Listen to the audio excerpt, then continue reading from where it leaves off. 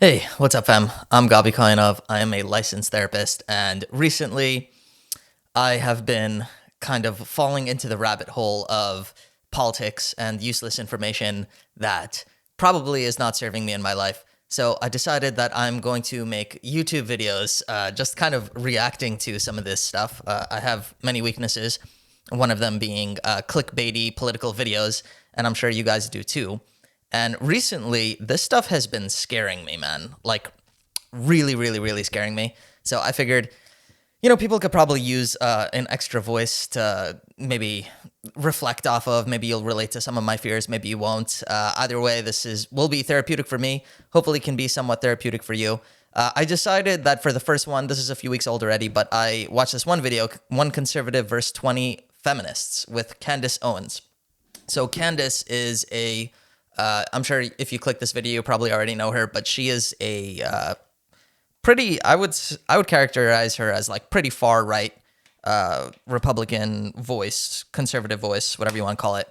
I have not seen a ton of her stuff, to be frank and honest. So, I'm not necessarily even the best person to talk about her, but she is somebody that has espoused what I would call conspiracy theories. Every once in a while, I'd like to watch some people's videos and there's more to come, like Tucker Carlson and other people's videos. I like watching them just to see what they believe, what they're telling people. Millions of people are subscribed to them. So I think that should give you a pretty good pulse onto what type of ideas are being espoused in different political circles. Just for a little bit more context, I don't consider myself a liberal. I don't consider myself a Republican. I'm much more centered, not because it's cool, but because I just find that ideas are very often nuanced, and it totally depends on the issue. And I think that really what I'm saying is I'm anti-extremist, and I don't know why this is going on. Maybe this is really the first rant. I don't know why this is going on, but there seems to be a push in America, and I've discussed this on my podcast a ton with actual professionals and stuff, but there seems to be a push in America to have extremism be at the forefront. All you're hearing about is extremism. And best case scenario, this is just a fluke of capitalism because extremism sells, right? Like, this is the stuff that gets the views. It keeps people watching. So, they're just pushing extremist thoughts, whether on one side of the political aisle or the other. It does not matter. It just seems like nuance is kind of lacking. And, I kind of wanted to watch some of these videos on any side of the aisle and, give my 2 cents. Now, first things first, I'm responding to this video, Conservatives versus 20 Feminists. Let's take a first look over here. Women, they don't want to stay at home when you pull them. They just want flexible working hours and flexible working conditions like you have. And I think we should all advocate for that. It's not one or the other. But when you sit here and you go, you'll be more fulfilled doing this and spend all your time doing that, we would love for you to leave the public eye and go focus on what makes you fulfilled. Okay. Hi, my name is Candace Owens. I am a podcaster, a mother, a wife, and also the author of the upcoming book, Make Him a Sandwich. And today I am surrounded by 20 feminists. Okay, this should be exciting. Obviously, we're going to skip around here and not watch the entire video. But, the reason I originally chose this video, even though it's a few weeks old, is because I made a comment that went somewhat viral. As a therapist with my own private practice and podcaster, I get so much joy and fulfillment from my job. This has been my dream job since high school, and I'm blessed to be living it. However, nothing brings me more joy and fulfillment than being a father. So this comment got a lot of likes, a lot of replies, but it should be exciting, and I guess we'll get into it. The first thing I really want to do is acknowledge that I'm not a woman. I'm not speaking for feminists. I don't know, you could call me an ally, I guess. I would consider myself a feminist in the sense that, like, I believe women should obviously have equal rights to any man or anybody, really. Everybody should have equal rights. We're all human beings. And, I think individuals should make the choices that they think are best for them in their life.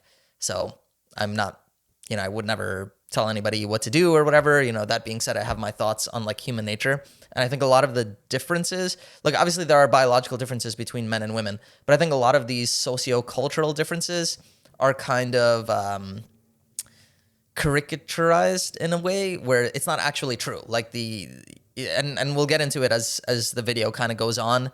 So, we'll skip around. Maybe I'll address every claim, maybe not, but definitely wanted to start off acknowledging I'm a man, right? I'm not speaking for women. I think I'm not going to say, like, I think women need to speak for themselves, but it's like I don't understand the struggles that, a lot of women face. So I guess as much as I can acknowledge that, I'm not even sure why I'm acknowledging that. It just feels like the right thing to do. And like, it just definitely felt very cringe when, as you will see in this video, when men will run up, it feels very weird, right? It's just like, it's kind of a little cringe. It feels almost like women should be talking here.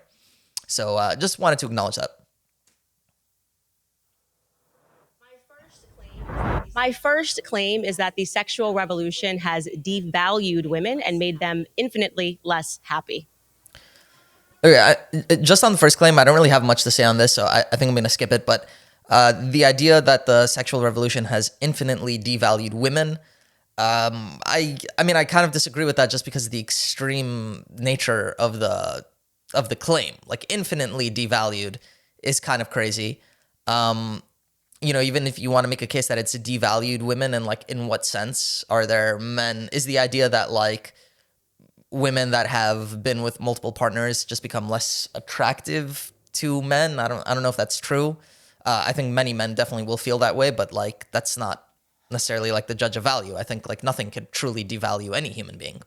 That being said, though, the point that I could grant merit to is obviously that like meaningless sexual encounters are most likely not going to make people happy. Obviously, I think that there are going to be some people that, that's kind of hitting the spot, but I think ultimately men or women just going after meaningless sexual encounters is not going to fulfill you. You know what I mean? It's often it could be addictive, and often it could just be a form of trying to heal some type of self-loathing. Like if you could get like attention from somebody else, it somehow validates you and can make the attention that your parents didn't give you somewhat meaningful. And I'm actually saying that with thinking about men in mind. I think a lot of men chase the idea of like, oh, if I have multiple partners, like it's filling a void. It's some type of like, I'm not enough until I do this. So, I think that's especially true for men. I think women probably have similar reasons too, maybe different reasons. Like ultimately it's probably just like a hedonistic lifestyle. And this isn't a topic I've given much thought on in general.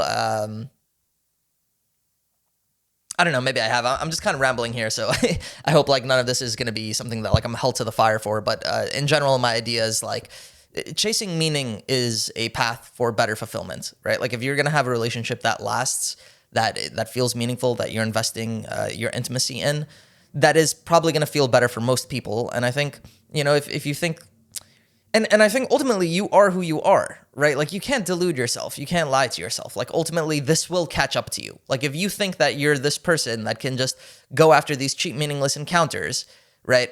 And then one day you wake up and realize that there were no relationships, no meaning. You kind of feel used. You kind of feel like you were just a piece of meat, like some object of your own hedonism, of somebody else's hedonism. That is not a good place to wake up and be, right? Like you are who you are. This will catch up to you. Like, and ultimately, like you can't lie to yourself. Like that's the bottom line. So if you are one of those people where like cheap, meaningless encounters is actually just fulfilling and pleasurable, then it's like, do you, right? Like, and if you're not, like, do you. That's kind of what I would say. Like everyone should kind of have the rights to do what they think is best for them in their life. That being said, I think it is important to know, like I'm generally a libertarian, right? Like I think alcohol, most drugs that are illegal should probably be legal. And that being said, like I understand the potential for abuse, but that's not the government's job, right? The government's job is not to moderate our potential for abuse. Sure, give like education and traditions and like what are the best practices for this thing, whether it be a substance, whether it be intimacy, right? But ultimately, the government should not tell us what we should do with our bodies, what we should put into our bodies, what we shouldn't. Like, don't get me wrong. I understand the potential for abuse for these things. It's still not the government's place, right, to moderate those things. Sure, do education on best practices, but ultimately, it's up to an individual to decide what's best for them. So women, men, it's ultimately like, this idea that like sexual revolution devalued women and made them infinitely less happy. I think I misread it. I think it says happy here, not valuable. It's just hard to quantify how you would say infinitely. Infinitely is a really big word. Anyways, moving on to the next one. Hope this wasn't too boring. Candace, I love that idea. All right. Okay. Love it. Very nice. Wherever you listen. As raising children. No career will give women as much joy and fulfillment as raising children.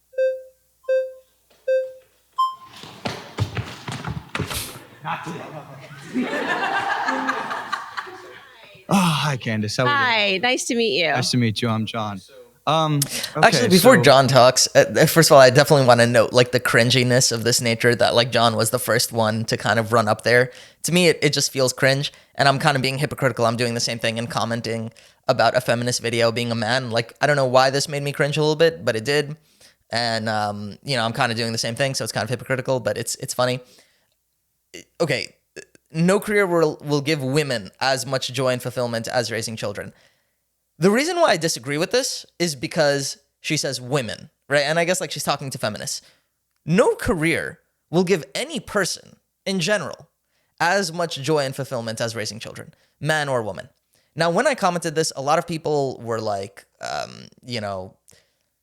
saying, oh, why are you making people choose one or the other? You don't have to choose one or the other. You could definitely have both. I try to be a very involved father.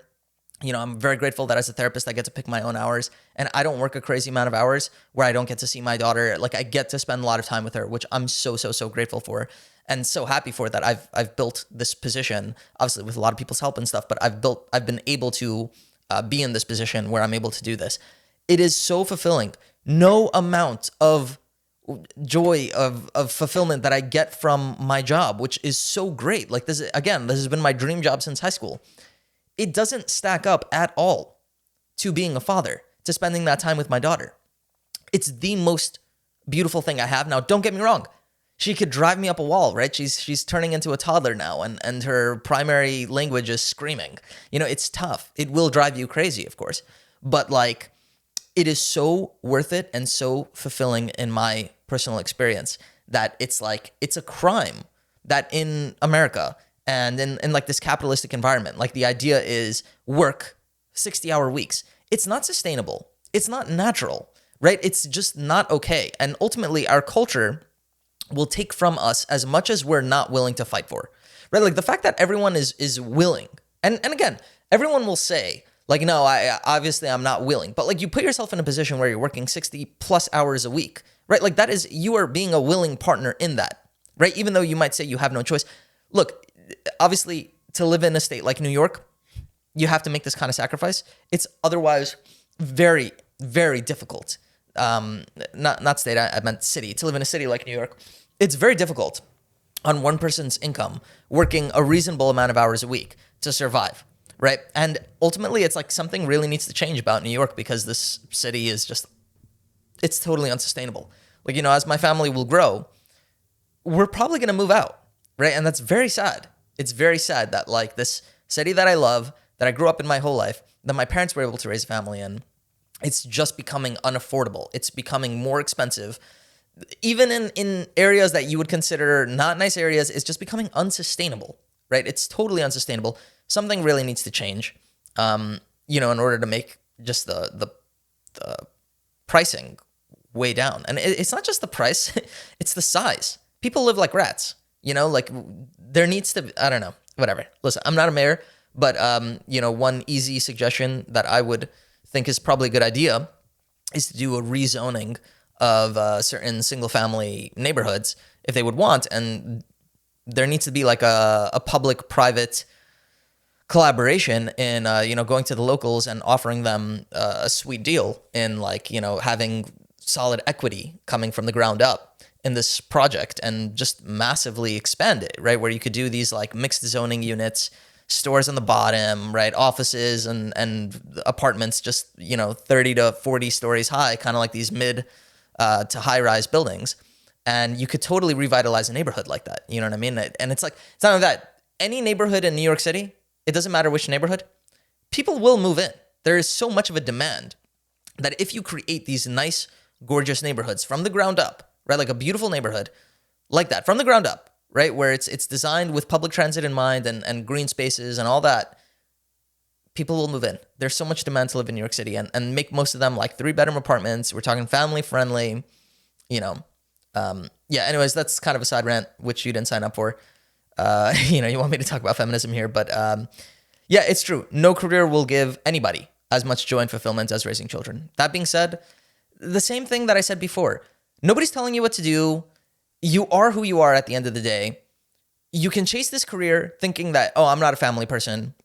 You wake up one day, you're 50, 60, and you're miserable. You know, you don't have family, you didn't chase the meaning. The career is sure, it's going to bring you joy and fulfillment, but not to the same degree that family does, right? Like, we're biological at the end of the day, and you know, having community, having family is what we're hardwired for. And it's like, we have not gone to the point where we've evolved to kind of like hive animals, where it's like you have kind of like working people, and then you have, you know, reproducing people. I don't know where I'm going with this, but like, the idea is that you're a human being, you're biological, you probably have these drives within you. Granted, there are people that don't, and those people might be much more career driven, whether they're men or women. You need to do what is best for you, right? Like, you don't want to be a person that gets pressured into having a family and children, and that wasn't for you, or you weren't ready. That is a miserable situation, an absolutely miserable situation that nobody should force you or pressure you into. At the same time, most people at some point in their life will want to have a family, will gain tremendous amount of fulfillment from having a family, and holding yourself back because you're feeling cultural pressure to working because you need to be more productive to make these corporate people, you know, have a profit to show these investors that this company is actually profitable and making money. You are sacrificing your life for what? I don't know. Obviously, there needs to be a balance. You need to be able to work at a job that you love, which brings you joy and fulfillment, and at a career which you love, but you also need to be able to have a family. It's really important. And, you know, I don't know exactly when, but Candace kind of argues, rightfully so, that in the past, men have worked fully and women have been at the home, kind of raising the children. That is a fantastic point, Candace, except the problem is that our society is not built for that anymore, right? Like, our society needs everybody to work as much as possible to squeeze out every single productive hour, which can be made money out of. Like, everything is just squeezing people to the core of gaining as much, extracting as much work and value from people to create as much money as possible. Ultimately, the people benefiting from this is not the average worker. The average worker that might be making a solid salary, working 60 plus hours a week, you're not really seeing the fruits of your labor. Sure, maybe you have a nice apartment, maybe you do interesting things over the weekend. By and large, you're so burnt out, you don't have time for friends, you don't have time for these fun things, right? And you're not gaining as much enjoyment from it, right? I don't really know much about Europe, I don't know much about other countries and their work-life balance, but work-life balance is absolutely necessary and is sorely lacking in New York City, probably in most cities in America.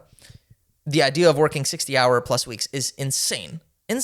Like, the idea of working 40-hour weeks is kind of insane to me. Like, I think the work week should be 30 hours, 30, 35 hours. And people will look at that and be like, oh, lazy Americans, whatever, blah, blah, blah. Dude, I'm not saying we need to live with luxury. I think people want to work hard, right? Everybody wants to work hard at a job that they love. It's really insane that we're dedicating most of our life. 9 to 5 is truly most of your day.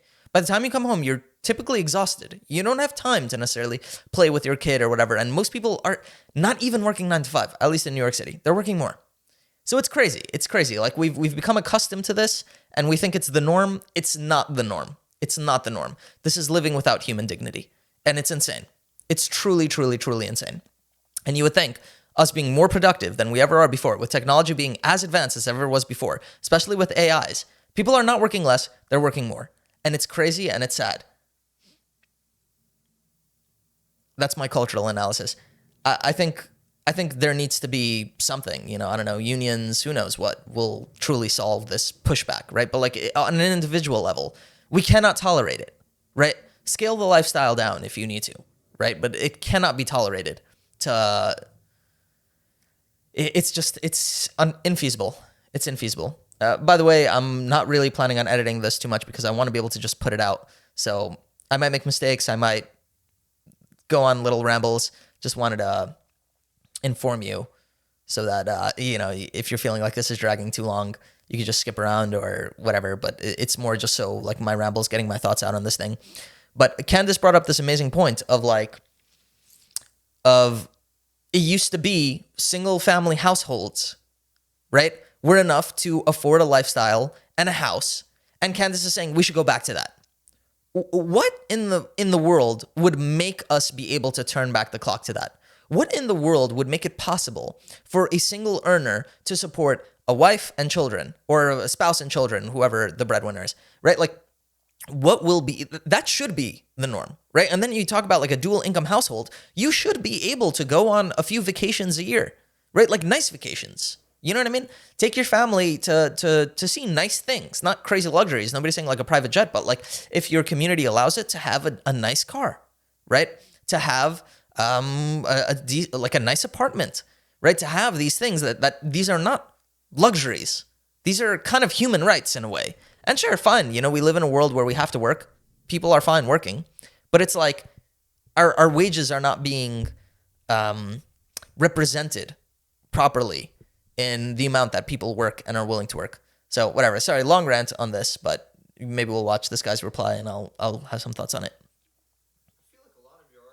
I feel like a lot of your arguments today are very rooted in a sort of old school perspective. I have to be honest. Like, I think, and I'm not trying to be insulting whatsoever, I feel as though most people would identify that claim as pretty extreme and pretty like, Children are extreme. well, no, that women would get more happiness inherently from raising kids than having a job or deciding what they want to do with their lives. Okay.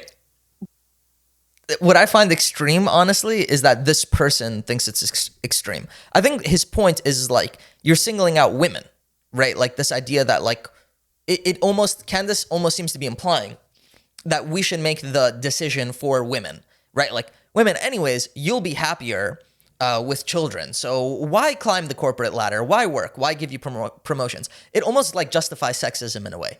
I don't like, sure, you could see that claim being made, and I could see kind of sexist people using this claim to maybe like justify their idea. But what I think is extreme is not just that this is true for women, right? It's true for men too. And our society is kind of pushing away from that, right? And I could understand anybody's personal decision that they decide they don't want to have kids, right? Like maybe they have a very pessimistic view of like where the world is heading, and it's a scary place, and there might be suffering farther along, and I don't want my child to have to go through that kind of suffering, so why bring them into the world where that's going to happen?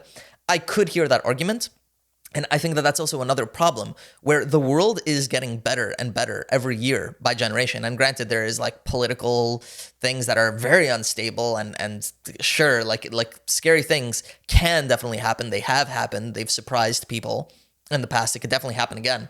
But it's like, I think by and large, we're being lied to by the media, the world is a much better place today than it ever was in history. If there's ever a time to have children, to bring them into a future, I would say now is the time. And sure, with AI, things are getting kind of scary and unpredictable. I'm personally of the belief that AI is more likely to bring us a utopia than the end of the world, right? So, you know, that's likely my belief, and that's why I operate the way that I do. But ultimately, again, nobody is telling anybody what they should do with their life. And maybe Candace is, but I think when I'm arguing for this, I think women, men, you should make the decision that's best for you ultimately. If that's chasing a career and climbing the corporate ladder and even being single or being in a relationship or being in a multiple relationship, like whatever it is, whatever brings you actual joy and happiness and fulfillment, you should do that, right? Definitely as long as you're not hurting other people. But ultimately, at the end of the day, this is my bottom line. You are who you are, right? And you cannot lie to yourself. If you are the type of person that needs to have a family, right? Not having a family, not only will you'll be lacking joy and fulfillment. If you are the type of person that needs a family and you're not pursuing that, it will make you miserable. And it's so sad. One of the greatest pains is of people that want to have children that cannot have children. It is so painful. And it's absurd, right? Because ultimately there's a biological imperative, a psychological imperative, sociological imperative that tells you, that guides you, that this is the right thing for you to do. And you feel the way that you feel. It is not something that you could snap a finger and change. Sure, maybe you could kind of work on it, and people in that position, it's very painful, right? For when they can't have children and their options become kind of limited, and it's scary. It's so painful, and a lot of empathy is obviously needed. But ultimately, it's like that. That's kind of my point. I think what's extreme is that we live in a culture where we think it's extreme that like the idea that children and family will bring you more fulfillment than a career, like that is an extreme thought. Like what? Like what? And sure, maybe, I want to give John, I think his name's John, I want to give him grace because maybe he didn't mean what he said. Maybe he meant a different point. Maybe I'm understanding him incorrectly, right? Like maybe what he said makes a lot more sense. So I definitely want to give John grace, but like, and I'm not trying to beat up on him, but I think this idea that he's saying that I'm interpreting, there are definitely people that think like this, and I think it's sad and it's wrong, and it's very like, I think that people that don't get that kind of joy and fulfillment from having a family, they're missing out on one of life's greatest pleasures. It's like, imagine if you are a culinary expert, right? Like, and you love food, the taste of food, it brings you so much joy and happiness. And then you're Gordon Ramsay or something, and just food is like amazing, right? And it's this thing. And then you're sitting with somebody that like, oh, I don't care, I'd rather McDonald's, right? Like, it's just like on the one hand, like, I'm sure Gordon Ramsay would like not care and laugh at it and maybe be judgmental about it. But like at the same time, I'm sure Gordon Ramsay will be like, I just feel bad for you, man. Like, you don't get this same experience that I do when it comes to like food and quality. Like, you'd rather just like the cheap crap, right? Like, it's sad. You get what I'm saying? Why is that? I'm just curious. Why would having children, which is just a natural biological conclusion, be something that sounds extreme? I just said inherently. Inherently. That's the extreme. inherent expectation. Yeah. That's better for It's inherent. Okay, because so it's I think biological. maybe just to understand him a little more, he's saying like the inherent, right? Yeah, I could hear that. I could hear that. Meaning it definitely doesn't apply to everyone, but if the word was generally, the general women, in general, women and men would get more fulfillment from raising children than any job could bring, I would have agreed. Also, here's the thing. A lot of people, when I made that comment that I quoted earlier, a lot of people were like, oh, why are you making people choose? It's not a dichotomy. It's not. You need both. Being with children 24/7 will drive you crazy. It's tough. Particularly toddlers are extremely, extremely difficult. Most people, man or woman, whoever is raising a child, you probably need to work at least part-time too, right? And then again, you're going to say, oh, who's watching the children?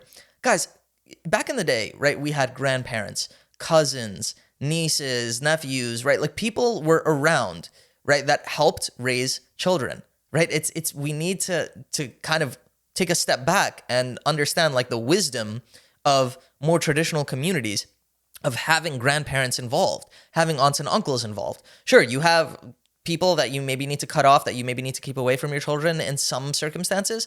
By and large, it takes a village to raise children.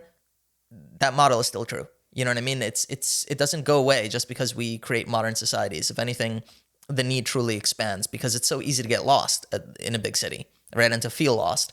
And so we really need to create a tribe. And yeah, that might mean hiring a babysitter that you trust.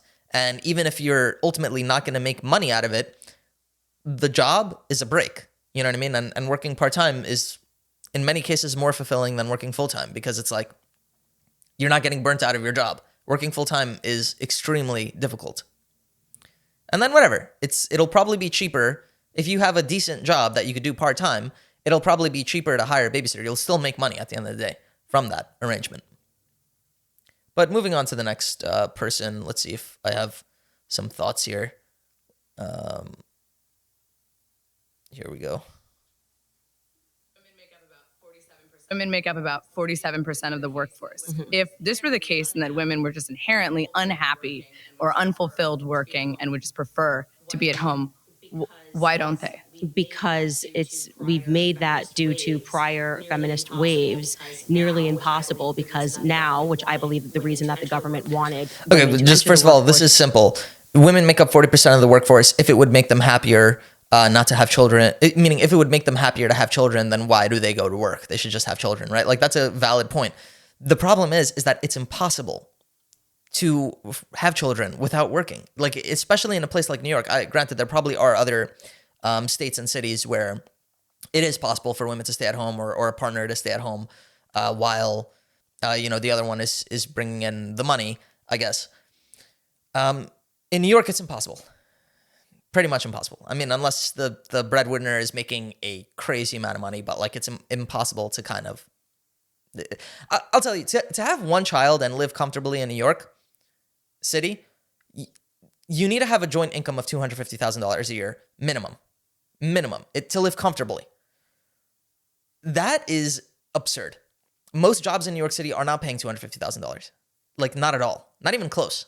You know, most jobs are not paying that at all. And I'm not even talking about like jobs that you might, oh, sure, just get a degree and get like a higher paying job. Like therapists aren't making that much money. Probably doctors are barely scraping by. Like to be a doctor, to get that much money on a single income. Like you'd have to be pretty far along in your medical career. And not to mention, you're probably paying off student loans too, which takes a big chunk of your income. Accountants are not making that much money. Actuaries are not making that much money. Computer programmers aren't making that much money. They're probably making half, right? Like, again, if you're very far along in your career and you have a exceptional set of skills and you're working for a really cool corporate, like whatever company, like Google or something, maybe those cases, you know, but those are outliers. That's not the standard. The standard computer programmer, therapist, nurse, all these people, they are not making that much money. Maybe doctors are, I don't know, but we're talking about people that would have to be much farther along in their career. It is impossible in New York City to be able to do that on a single earner. And not only that, like a doctor that's making that much money is probably working crazy hours, you know? So it's like you won't really get to have time to spend with your children and to enjoy the things that you want to enjoy with your money. You know what I mean? It's kind of like this endless rat race loop. But yeah, meaning women don't have a choice. Men don't have a choice. We don't have a choice. You know, like our economy is just it's not built for us. It's just not built for the average middle class person. It's built more and more for, the upper class. And I think back in the day, Johnny Harris did this incredible video about how, in like the 50s and I think up until the 70s even, to buy a house was about 4 times your annual income. Now, to buy a house in New York, a very crummy house, nothing special, it'll probably take at minimum 10 times your annual income. At minimum, 10 times, which is insane. Insane. That like to buy a house now, we're not talking about like a mansion, detached house with a yard. We're talking about an attached house. It will probably take at minimum 10 times your annual income, assuming you're making a good income. In even the worst areas in New York City that you wouldn't want to live, it is absurd. I do not understand how this is possible. It's not sustainable. It's definitely not sustainable. It's like, it's just not. I don't know. It makes me laugh, honestly. But yeah, something needs to be done because the city is it's gonna fall apart. You know, like it's just not sustainable. I don't understand how it's gonna continue like this. Just because it gave them an opportunity to tax a household Amen, twice. Candace. And so this goes back to what I was saying. The reason people, the reason there was a push to allow women into the workforce is to be able to tax everybody more, right? If you have more women working, you'll be able to tax them. That being said, I'm not saying women shouldn't work. I think everybody should do what is best for them. Ultimately, what I still think is crazy is this push for everybody to be able to work.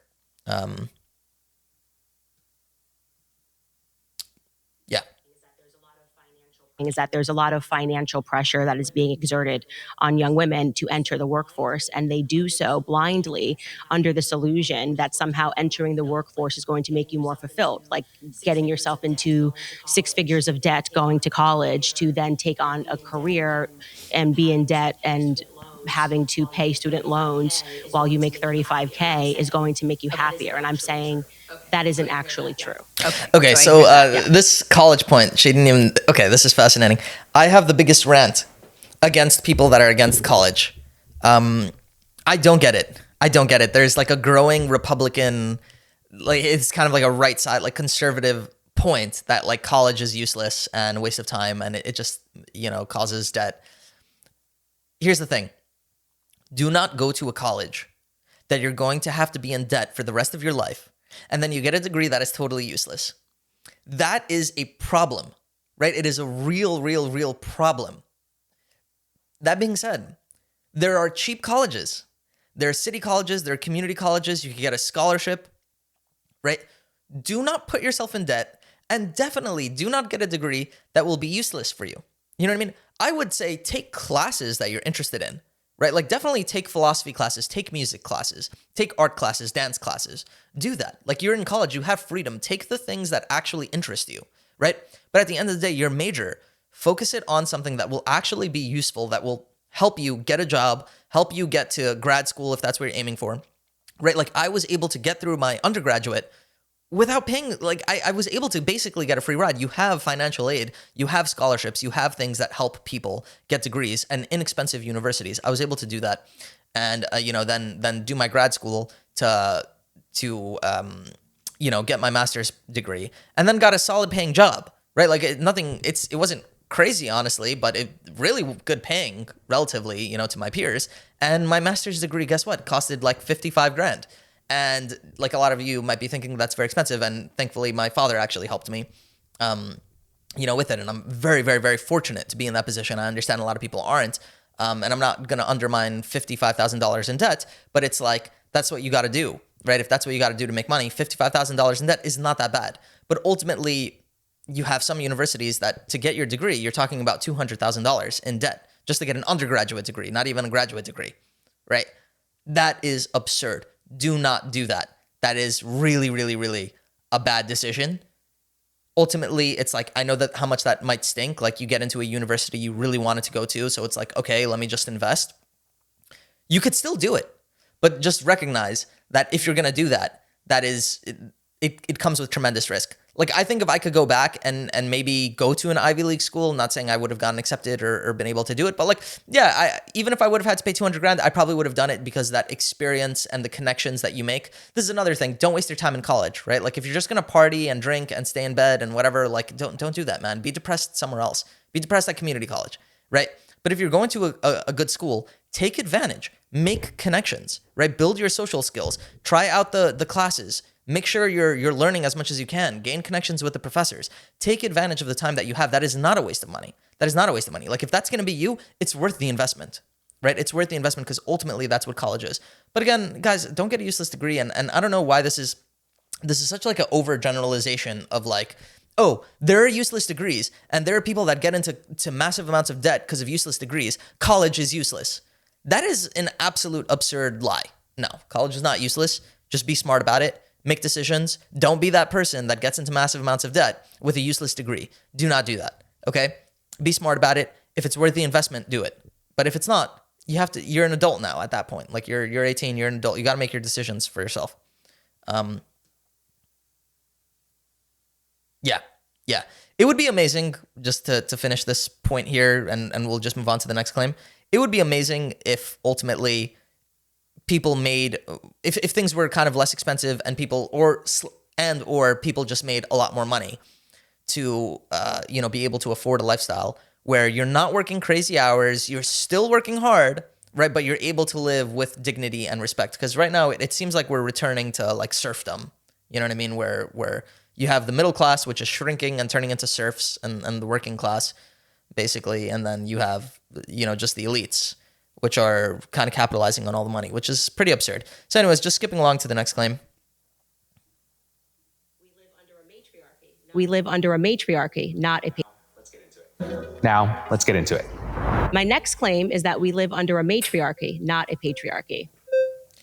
Okay, I'm just going to skip this one because I don't really have much to say on this. I don't know what the heck she means. Maybe in some ways we live in a matriarchy, maybe in some ways we live in a patriarchy, but ultimately, like, the idea that we live in a matriarchy seems kind of absurd. Ultimately, like, who are all the politicians? Who are all the CEOs? Like, what are the percentage of women that are actually in positions of power? Like, I think, like, you could say, like, oh, well, the women raise the men, and so the women are actually, like, sure, yeah, why not? Like, okay. But ultimately, at the end of the day, we're living in a patriarchy, and if you take the patriarchy and you replace it with women, nothing changes. You just, like, people are greedy.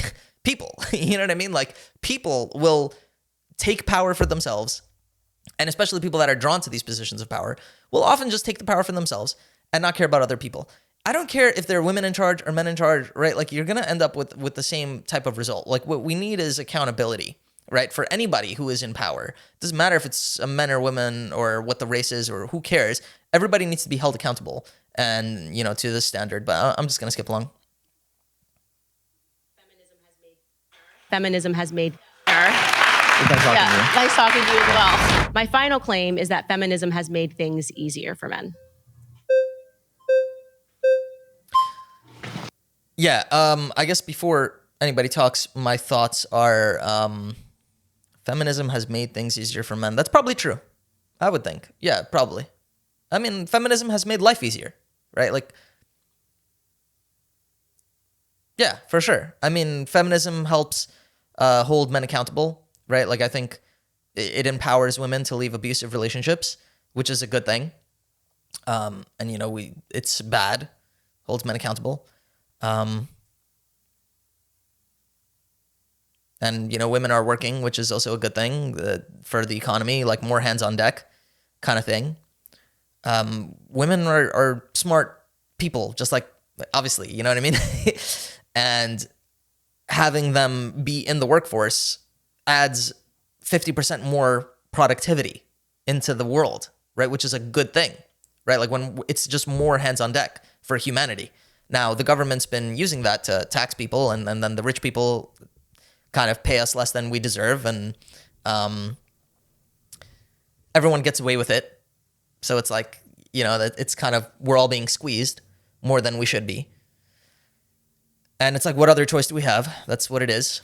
But ultimately, yeah, more hands on deck is a good thing, right? Like, it's better for our society if like you have women that, I don't know why my mind is kind of blinking on examples, but like, if you have a scientist that's a female and she comes up with some type of discovery that, you know, trudges innovation along and trudges science along and trudges, you know, something good that will bring ease to many more people, that wouldn't have happened if that woman was not in the marketplace. Same thing with race, same thing with religion. Like, discriminating against people based on any of those arbitrary, superficial, stupid things, meaning they're important to an individual level, but like on a mass level, it's like if you're smart, not smart necessarily, but like you could be productive, you could have more hands on deck, right? Like, it just makes things easier, cheaper. People are more willing to work, and the work gets done faster. It's fantastic. Fantastic. More hands on deck. It's made life easier for everybody. Hi. Hi, I'm Jenny. Candace. Nice to meet you. Nice to meet you. You said that feminism is easier for men, or is... It's made things, I think, easier in society for men. Yeah. Now men don't have to commit, and they're being offered sex from women for free. So they have to actually effectively do less. This is something that I really have to argue with, because like this idea of like men are getting sex for free, I've heard this many times before, and it's just reflected anecdotally from friends and people that I know. Men are not getting sex for free. It's not happening. You know what I mean? It's, if anything, like, there's a loneliness epidemic. You know, men are not getting success with women. You know, you would think that this would change. And people would often say like, it's because I'm not tall. Women are so superficial. You know, they're only gonna... Dude, even my tall friends are having a hard time. A very, very, very hard time. It's not like these women are just showing themselves off for free everywhere. That's not happening. You know, it's just not. And it's sad that this has become like the thought of like, oh, men are getting sex for free. It's not true. Men are having, I think this is backed up by the facts and statistics. Men are having less intimacy today than ever before. Less. You know, so it's just not a true statement. And I could be wrong, but it's just not true. And be motivated less, because feminism has kind of insisted on this culture of sex and hooking up. And I think that has been a net negative for women. On good faith, I just want to say, I think you're approaching this with like the best interest for women. Like, you think that is negative for women and harmful. And I think in some aspects we can agree to that. I do think that there are some aspects of sex work or OnlyFans or whatnot that maybe men are definitely the huge consumers of. But if we are so concerned with women putting that out for free, it's charged, right? They're making money off of it. Then why are we not putting the onus more on men for being the one that is in control of that demand, right? So we can take away the supply or, you know, condemn it all we want. But if there's no onus on men to be the consumers of said products, then wouldn't you think that would solve the issue that you're bringing up? Yeah, I actually agree with you on that. And I really get to that. I want to be very clear. When I say that I'm anti-feminist, this does not mean that I do not also criticize men. I think that's something that people get very wrong. Okay. 1000% agree. I believe the problem was seeded by the feminist movement. I think the sex revolution... Commenting on OnlyFans and porn and stuff, I'm actually having Dr. Trish Lay, who was hosted on Jubilee, with this porn star, like his porn... I forget the title of the video, but can porn stars and abstinent people see eye to eye? Maybe something like that. I'm not recalling what the episode was, but Dr. Trish Lay, she's a neurologist. She's an expert on addiction, sex addiction, I believe, and pornography. So it should be a really exciting episode. But I don't know. You know, like on the one hand, I think people commoditizing their sexuality is pretty absurd. It's really, really, really absurd. Like, sex is in my mind, maybe, you know, one would argue that I'm being a prude, but in my mind, sex is sacred, right? And it's a beautiful thing that should be used intimately. It creates life. What we've managed to do is take this neurological obsession, right? Like that the brain latches on and gets such a dopamine hit out of this. And we've managed to commoditize it, right? It is absurd to me. It's absurd to me. It's kind of like, it's like, imagine if I told you, like, oh, if I give you a certain amount of money, will you convert to a religion? It's just like, what? Like, how do you, like, belief and faith and all that stuff is so personal. Like it's perverse to even suggest something like that, or if that would be possible even. And it's kind of like that in my mind, of just like, you're commoditizing your body, your being. It's just like this product of capitalism kind of thing. And again, like I know I'm kind of railing on capitalism a lot, and it's not the point. The point is not capitalism. Capitalism is just a word. The point is like, we try to reduce everything to what money we could make out of it, right? And it's kind of crazy. It's kind of crazy that we live in this kind of society like that, where it's like everything is about commoditizing certain things. And look, I'm kind of doing the same thing right now, right? Like, I'm giving my ideas for free. Like, these are my thoughts and opinions. Maybe you're relating to it, you know, maybe you're not. Maybe you think what I'm saying is not true or not. But like, what I'm trying to do is I'm trying to turn my thoughts and opinions into content, right? Like, and that helps business, that helps me, whatever, you know, it is a certain commodity. And I want to acknowledge, I guess the hypocrisy of it. Obviously, I'm not doing porn or anything, but like, I do think it's absurd that porn kind of exists. That being said, like, has it helped a lot of women? Sure. Is it also probably an abusive industry that is hurting a lot more women than it's helping? Probably also yes. I've never really studied, like, I don't really know.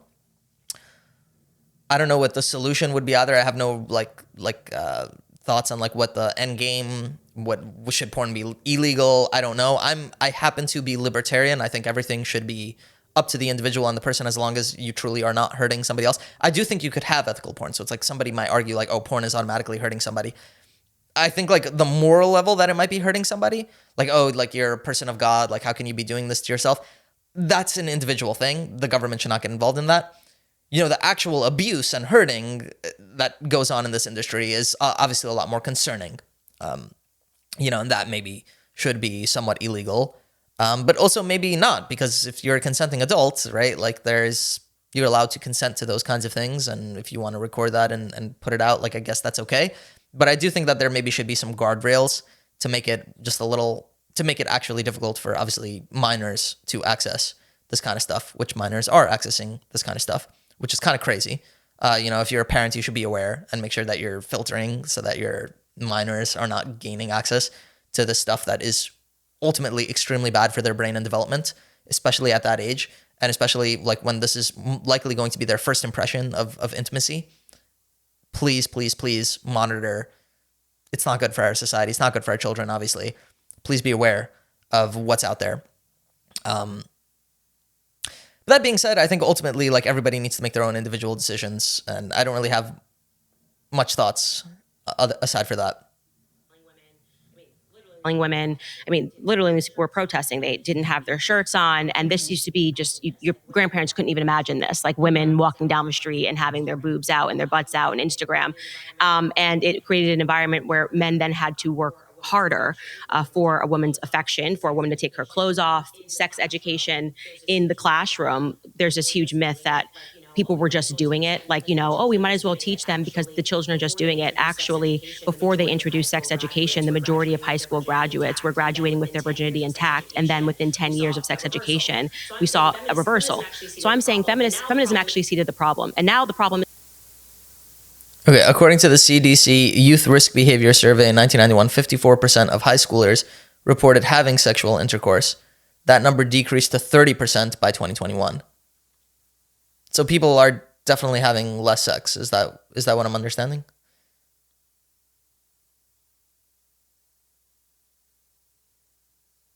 Yeah, people are having less sex now. That's interesting. I wonder if 2021, that's because that was COVID.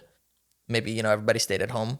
I'm not sure what I don't know anything about that study. Ultimately, like, yeah, I went to Jewish school. We never had sex ed, and ultimately, I think it's important to have some level of sex ed because very often parents are not going to be teaching their kids. I'm hearing all sorts of things. I never went to public school. I don't know what, at what age they're teaching children this stuff. I think, at some age, like, normal, I don't know what a normal age would be, 12 maybe, I don't know. And obviously, like, it depends on the graphic nature of this stuff. There obviously any parent should probably have like a conversation with their child about the birds and the bees and about puberty and changing and all that and the body changing.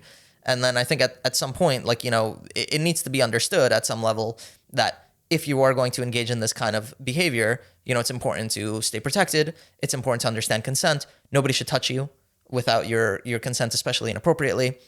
If that is happening, report that to the school counselor or whatever, the teacher, and hopefully it will go to the proper channels. Obviously, it's an unfortunate reality that minors are exposed to this stuff, often not willingly. And it's like, I think there needs to be some degree of like education on this for their own sake. And what is willing encounters, right? Like really having conversations about that, I think is important. And obviously it needs to be age appropriate. It needs to be done in the right way. This might be a controversial opinion, but like, nobody's encouraging anybody to engage in this kind of behavior. It's really just like, be aware of like, this is what's happening and this is how the body changes. Like it's biological. And ultimately, if this is not done, where are kids getting this information from? Because they will. And it's like going back to the stuff that they watch on the internet, things that they hear in camp or school from other kids. And you want to be able to like give kids a healthy understanding of like what intercourse and intimacy is. So, and when I say kids, obviously I'm not talking about 8 or 10-year-olds. I'm really talking about like, I guess at the youngest would be 12, and I don't know, I'm not an expert. I would need to see studies on this to like really kind of formulate like a positive opinion, like a good opinion that I feel really confident about. Like, but that's kind of my thoughts off the top of my head. Is bad, and it's also bad for men. It's harmful for men to be constantly exposed to pornography and soft pornography, and I think it actually, in many ways, emasculates men. Okay. But I would say they are the main social benefactors of that culture because, well, first and foremost, as we're talking about women who have to kind of pick one or the other or try to manage both, and can we have it all? Like, no, you can't have it all. On a day where I really feel like I gave a little bit more to my career, I ache because I go, okay, but like now I feel like I didn't give the same amount to my children. And it's a constant push and pull, and it never feels enough. It really doesn't feel enough. So, like, to a degree, I think that feminism does benefit men. I think that it allows men to be more emotionally intelligent, allows them to understand what that looks like, and also be able to connect with other people, right? But at the same time, there's so much work that feminism has done for women that to say that it benefits men more, I don't think is an accurate statement. For example, Title IX has made it very possible for women to go to college 600% more so, right? And I think that that is a huge benefit that we can credit to the feminist movement. Though I understand your point, though, of trying to say that like sex work is harmful for women and more. Okay, it's kind of getting laggy at this point, and we basically went through most of the video here. And I guess just my final thoughts. Obviously, I'm just saying what's on top of my head. I'm not really planning on editing this. I'm going to put this up pretty raw. So, hopefully you guys enjoy this. Let me know in the comments if you disagree with me, agree with me, whatever. None of these points are like hills that I'm willing to die on. It's kind of just like my thoughts off the top of my head. And again, like acknowledging that me as a man, I'm not a woman. I don't understand the struggles that women often go through. So, I definitely want to say that. That being said, I would consider myself a feminist or an ally feminism, if you prefer that term. because I think that there are people, and probably rightfully, like I would agree that there are people that, you know, might say you have to be a woman to be a feminist. I could definitely understand that. So I guess an ally for those people that would prefer me to say that. Feminism ultimately is an amazing thing. It's a good thing. You know, any kind of talk of like women deserve more than men, and this is just reversing, right? Like we're reversing. Like, can we get to a place where all people, right, are of race, color, whatever, religion, sex, gender, whatever, right? We're all human beings. We all deserve dignity and rights. Maybe there are things about the culture or religion we don't understand. Maybe there are things about the gender we don't understand. Whatever. We are all human beings. We all deserve equal and free rights, equal opportunities to pursue family, to pursue career that give us meaning, right? To be able to be justfully and rightfully promoted based on merit, right? Like all that stuff is absolutely, absolutely true. And we need to eventually get to that point. I don't know why there's always so much heat and controversy and like, this is common sense. This is really common sense. You know what I mean? And it's like, why is it always so controversial to say something like that? To just be like, can we just be like normal? You know, can we just go by common sense and like treat people with dignity and respect? You know, everybody. And again, like where reparations are needed, like let's definitely do reparations. I don't know if what that would look like to a degree, but like, and again, this is a topic for another video, but we can't take it too far, obviously. We don't want to reverse what's been happening, but like, yeah. I mean, I think people get my point, and I think people can understand that I'm coming from a good place. So whatever, if this gets taken out of context, I'm somewhat fine with that, because like it'll only give me more publicity in a way. So whatever. But yeah.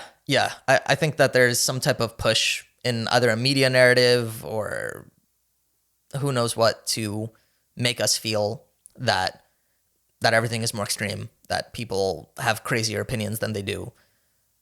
So yeah. Thank you, Candace. You are invited to my podcast. I never really like talking about people without kind of like behind their back. It feels kind of sleazy, even though I'm punching up in this case. Candace is much bigger than I am. But, you know, I'd love to invite her onto my platform because I'm talking about her, you know, and kind of mentioned maybe some things that she would disagree with me and in my characterization of her. So obviously, Candace, if you watch this and you agreed or disagreed or thought my opinions are stupid, you have every right to comment on my video as I did on yours. And you're obviously invited on my podcast. So, yes, I think that's about it. Let's see if this will maybe do this last claim and see what happens.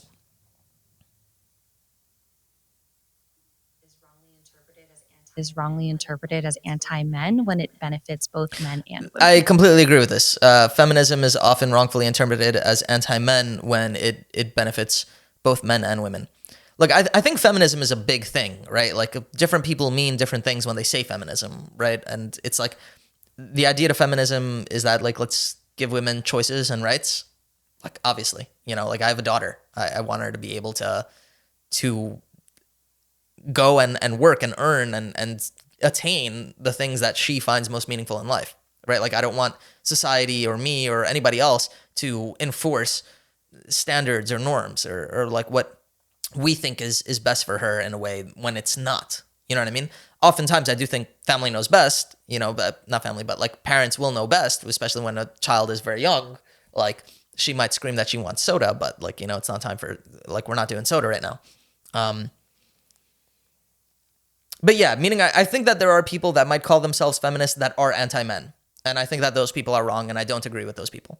So yeah, the idea that like this helps men. This absolutely helps men. It makes a better society, right? It's just more hands on deck, right? And I think what might happen is that some men might get upset because lots of women might be smarter than them or better than them or more qualified than them.